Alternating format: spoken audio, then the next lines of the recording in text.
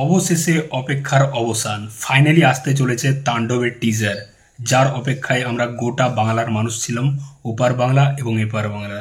Megastar Shakib খানের upcoming cinema তাণ্ডব, যেটা ঈদুল আজহা কুরবানি ঈদে মুক্তি পাবে। তো এই সিনেমার টিজার আসতে চলেছে আজ সকাল 11:30টায়। এটা কালকে অফিসিয়ালি জানিয়ে দিয়েছে মেগাস্টার সাকিব খান তার ফেসবুক পেজে। এছাড়া ডিরেক্টর রায়ার রফি, এছাড়া প্রোডাকশন হাউসের মধ্যে এসবিএফ, চরকি, আলফাই সবাই কিন্তু অফিসিয়ালি জানিয়ে দিয়েছে আজ সকাল 11:30টায় আসতে চলেছে তাণ্ডবের টিজার।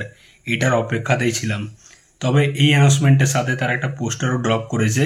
তো এই পোস্টারটা আমার খুব একটা কিন্তু আহামরি লাগেনি।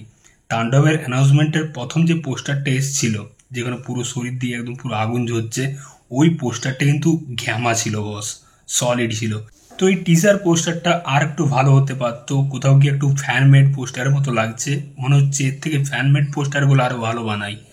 তো সাকিব খানের মানে তাণ্ডবের যে অ্যানাউন্সমেন্ট পোস্টারটা এসেছিল সেটা কিন্তু এর থেকে অনেক বেটার ছিল। তো এটা তাড়াহুড়ো করে মনে হচ্ছে বানিয়ে দিয়েছে মেকার্সরা।